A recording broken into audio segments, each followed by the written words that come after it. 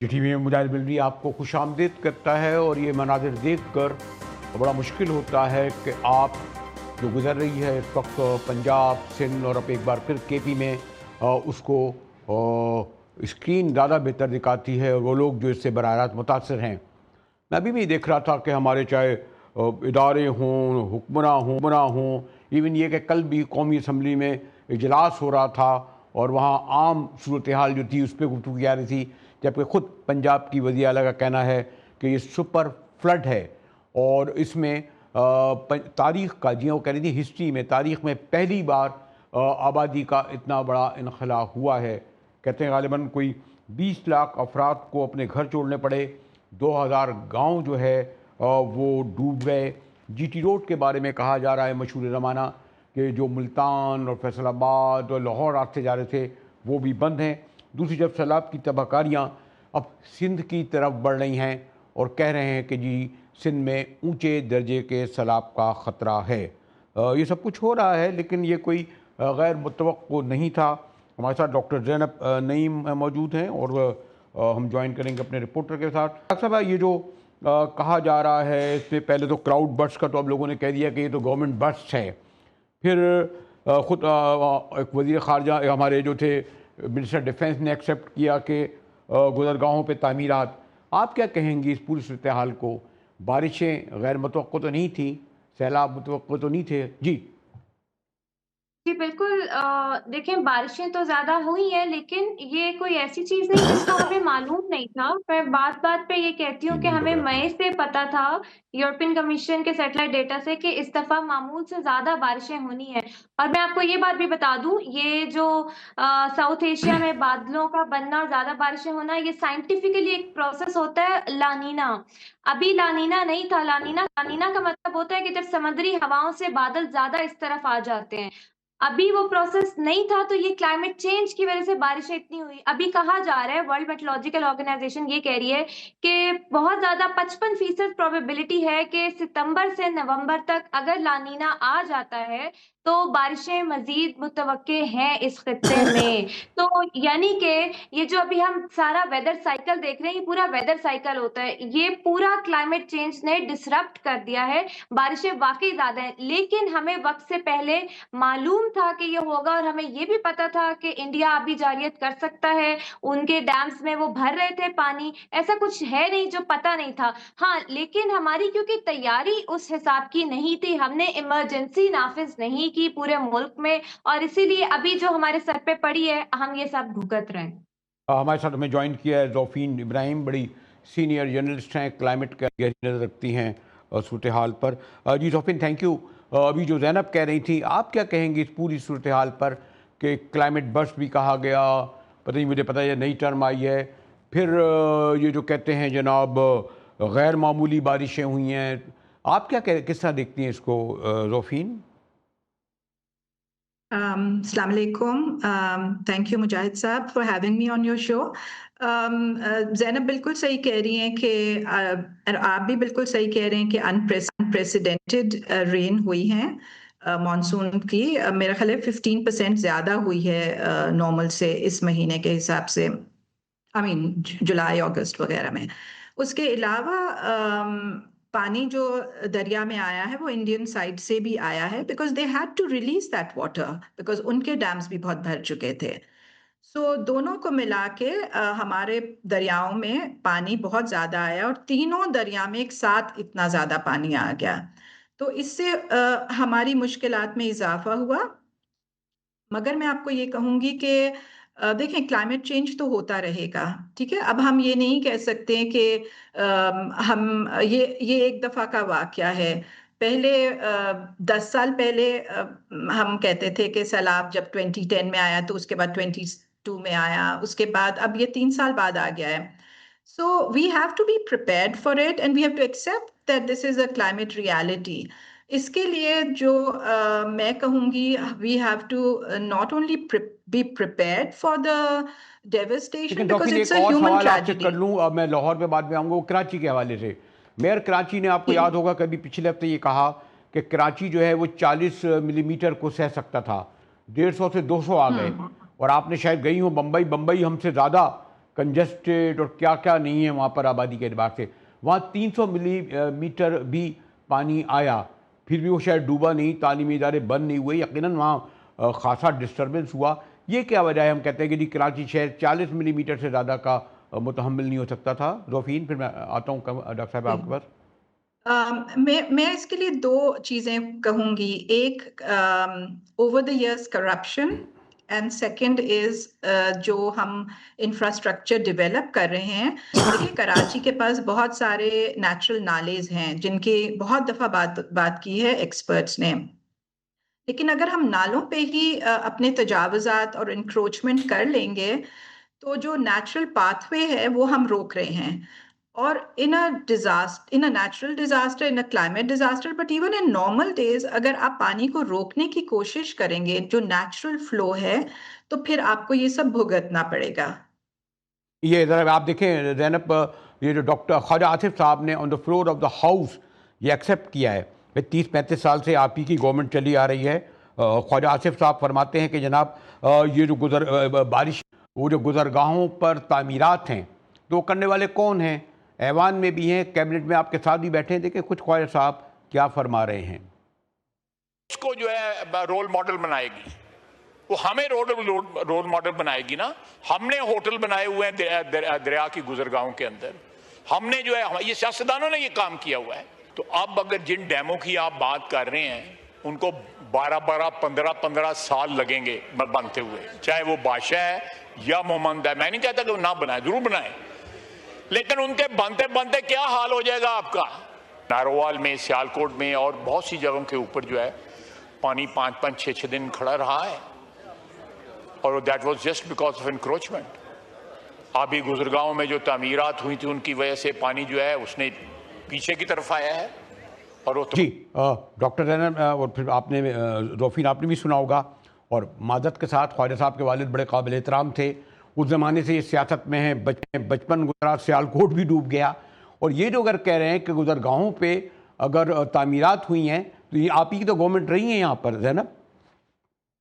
देखिए, मेरे ख्याल से मतलब मेरे होश में मैंने पहली दफा सुना है कि एक सियासतदान फ्लोर पे जो है एक्सेप्ट कर रहे हैं कि ये गलती हुई है। तो मेरे लिए ये चीज भी खुशाइंद है, कीपिंग इन व्यू के इतने सालों से सैलाब आते रहे और कभी किसी ने अपनी गलती एक्सेप्ट नहीं की। तो इस चीज से मेरे अंदर एक उम्मीद जागी है कि अगर ये गलती एक्सेप्ट हो रही है तो इस पे शायद चलो 10% नहीं तो 30 से 40% काम शायद हो जाए। तो I think this is a good gesture, और ये सिर्फ उनको नहीं, ये सबको करना चाहिए, क्योंकि सभी की वजह से ये मामलात हो रहे हैं। फिर चाहे वो कंस्ट्रक्शन हो, या जैसे जोफीन बात कर रही थी, आउटडेटेड ड्रेनेज हो और नो अर्बन प्लानिंग हो, ये सारे मामलात इतने सालों की, दहाइयों की मिस प्लानिंग है और हमें इसको ठीक करना है। अभी भी टाइम है। अगर ये एक्सेप्टेंस हो गई है तो अब व्हाट्स नेक्स्ट की तरफ हमें जाना है कि अब अगली स्ट्रैटेजी क्या होनी चाहिए, क्योंकि देखिए ना ये सैलाब रुकेंगे, ना ये तबाहियां इस तरह रुकेंगी।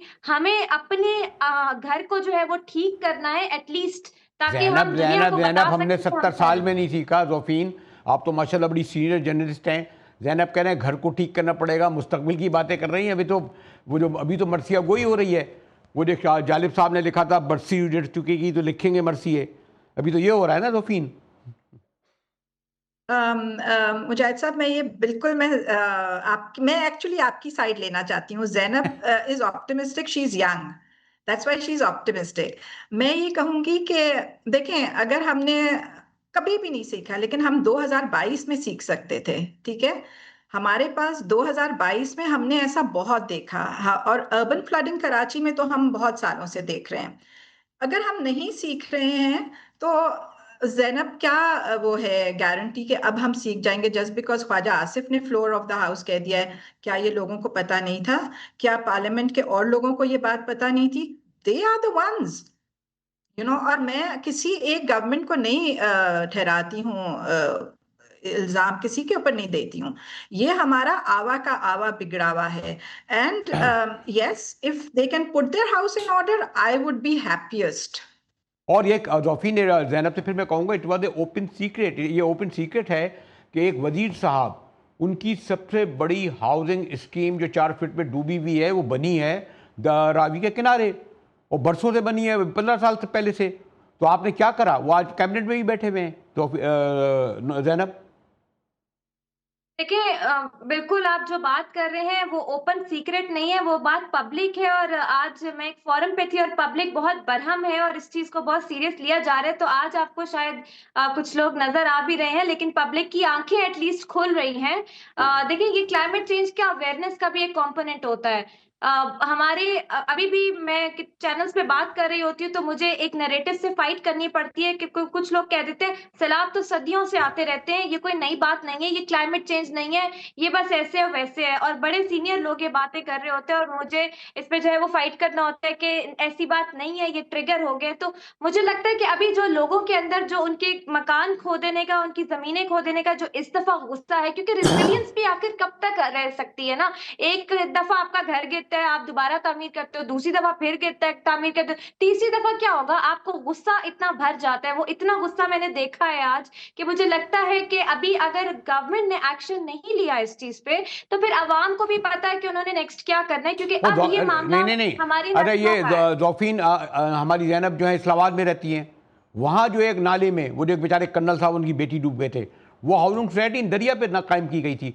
अब आप किस किस को जिक्र करेंगे? मतलब ये कि इसके लिए तो एक बड़ा ऑपरेशन करना पड़ेगा ना।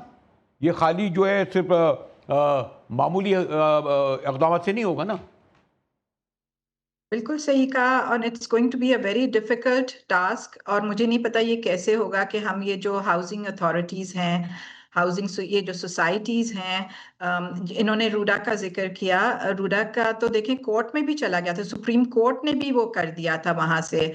So it's not a fight, it's something that people new from before, पहले से पता था। जी। और मेरा ख्याल है कि अब जो जो अब कर सकते हैं वो ये कर सकते हैं, हम इसको डिसमेंटल करें। इसमें हमें नुकसान अभी होगा लेकिन हम आगे के नुकसान से बहुत बच सकते हैं, क्योंकि this is not going to stop climate change की जो ह्यूमन डिजास्टर है। अगर हमें उसका कुछ करना है तो हमें बहुत डिफिकल्ट डिसीजंस लेने पड़ेंगे। देखें, आप ये भी देखें कि हम हर साल या हर दूसरे साल अगर हम इसी तरह इन चीज़ों में फंसे रहे तो हम कभी भी इकोनॉमिकली स्टेबल हमारी नहीं होगी गवर्नमेंट, हमारी गवर्नमेंट नहीं होगी, हमारे लोग नहीं होंगे, हम पॉवर्टी लाइन के नीचे जाते जाएंगे सब लोग। और ये वल्नरेबल ग्रुप्स नहीं रहे हैं, जैसे आपने खुद ने जिक्र किया कि ये जो जो एक आई थिंक मेजर साहब थे या जनरल साहब थे, जो भी वो, और उनकी बेटी जो जिनकी डेथ हुई थी, दे lived in a society which was a posher area of, it wasn't just the very vulnerable marginalized people, so it is affecting everyone, so everyone should ठीक है collectively, जोफीन, I think we all need collective Ibrahim और doctor decisions. Zainab Naeem से गुफ्तगू हो रही थी और वो जो इसके असबाब बता रही थी, वो उसके लिए एक कदम उठाना पड़ेगा। हमारे साथ रहिएगा, मिलते हैं एक ब्रेक के बाद।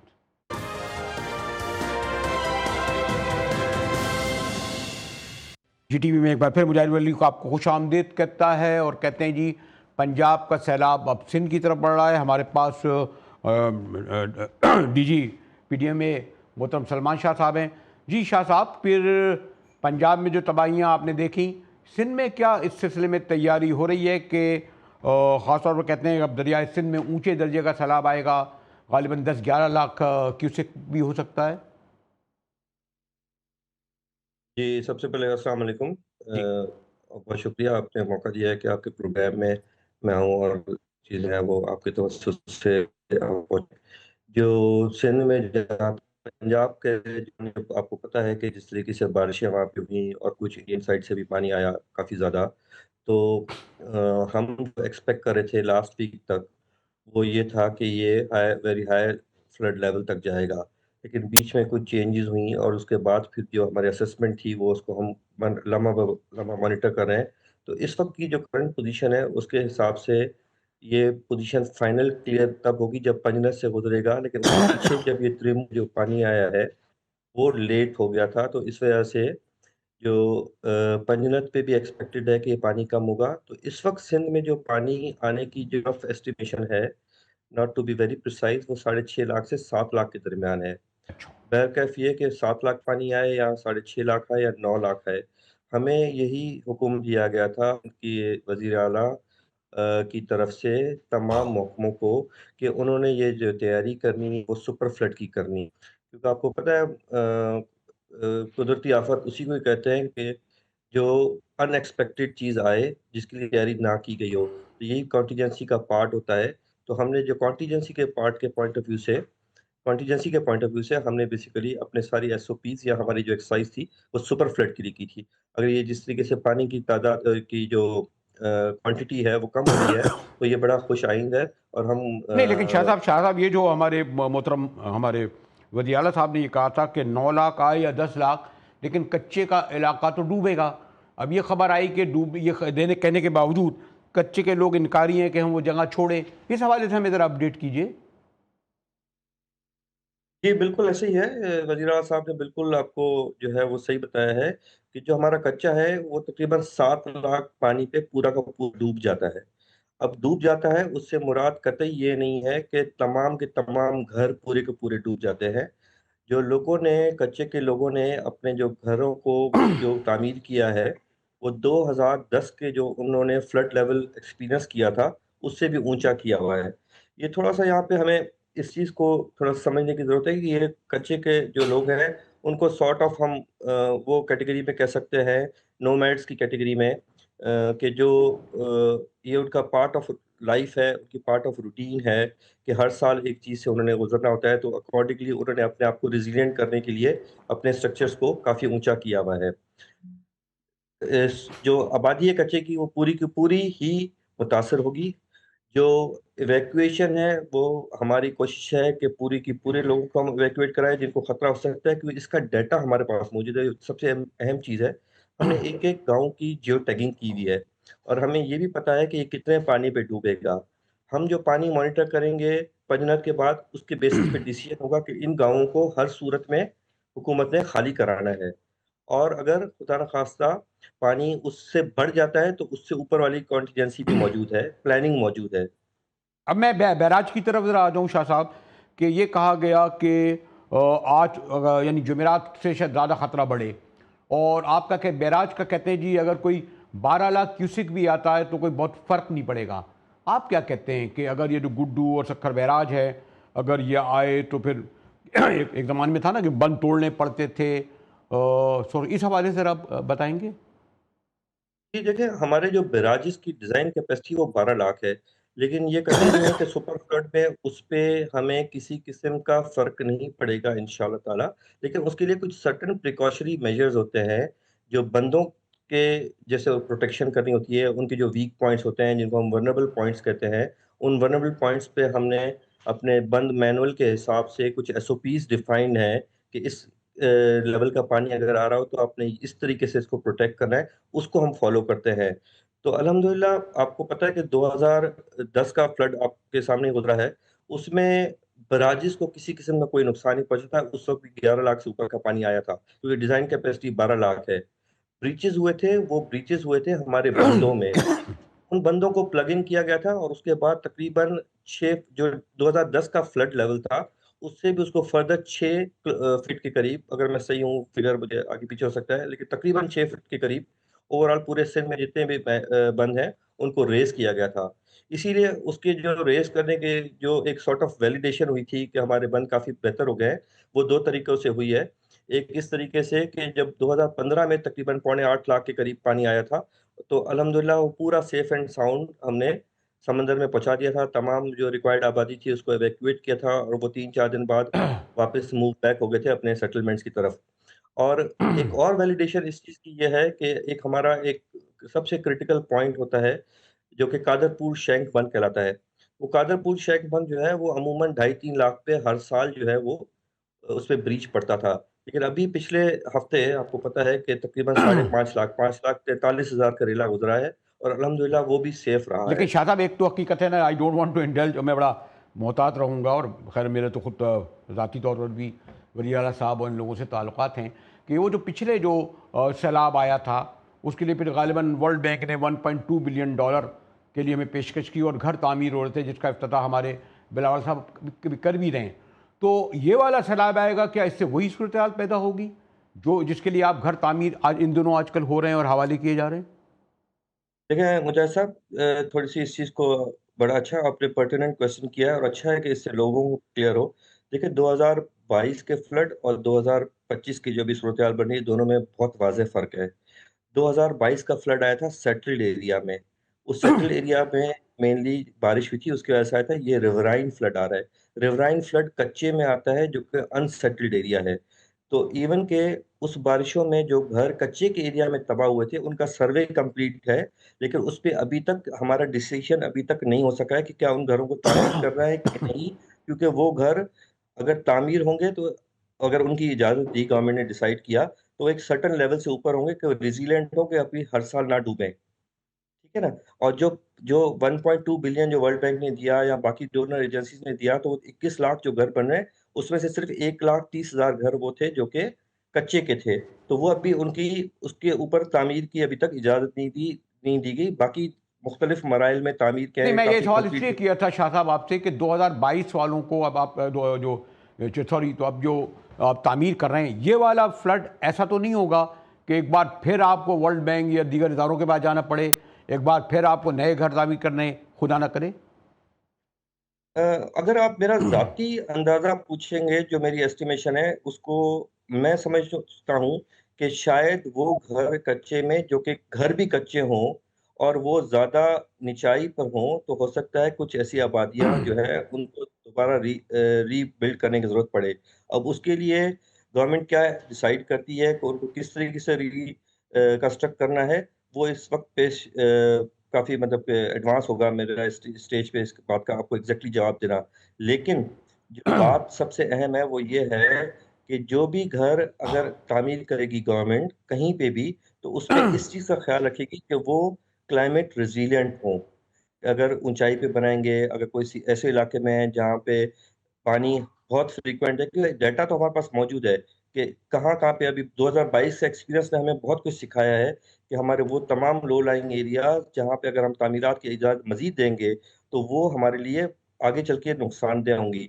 जो तामीरात वहाँ पे हो चुकी हैं पहले, अभी हमारी गवर्नमेंट की ट्राई है कि उन लोगों को भी वहाँ से जो नेचुरल ड्रेन्स थे, जो नेचुरल ड्योरेज थे, वहाँ से उनको निकालें और उनको अपनी जगहों पे अच्छा, वापस करें। शहशाद साहब, जिस शायद अगर जहाँ ये तक आपसे मैं और ले लूँ कि कह रहे हैं कि रात 10 बजे आज सैलाब से रेल आएगा मुल्तान तक, तो ये मुल्तान और फिर सख्खर गालिबन कोई बहुत ही करीबी हो गए, तो फिर ये मुल्तान से हमारी तरफ आएगा, सिंध की तरफ, या कहीं और मुड़ेगा, क्या होगा? देखें जी, जो पानी है ना, चाहे कश्मीर में पड़े, चाहे काबुल के कैचमेंट एरिया में पड़े, चाहे रिवर इंडस के कैचमेंट एरिया में पड़े, पानी अल्टीमेटली सिंध के अंदर आता है, गुद्दू के मुकाम पे, सारे दरियाओं का। जो पहले आपको तो शिकायत पानी होती थी कि कहीं सिंध को पानी नहीं मिल रहा और ये रोक लेते हैं, ये भी तो बड़ा जंग हुई थी नहीं पानी वो पे आपकी। जी जी जी, बिल्कुल आप बिल्कुल सही कह रहे हैं कि हमें जो है वो डेफिनेटली, लेकिन वो क्योंकि इससे रिलेटेड टॉपिक नहीं है, ना ही मेरा नहीं नहीं डोमेन है नहीं, कि मैं लाइटर इस वे पे में मैं कह रहा था, अभी तो बात ये थी, पहले तो हम कह रहे थे कि पानी हमें नहीं दे रहा, पानी आ रहा है। ये पानी आ रहा है, लेकिन ये कंट्रोल्ड वे में अगर पानी आता है तो उसमें कोई बुराई नहीं है। और ओके। पानी आने का एक टाइम होता है, एक किस वक्त पानी की ज़रूरत है उस वक्त पानी दिया जाए।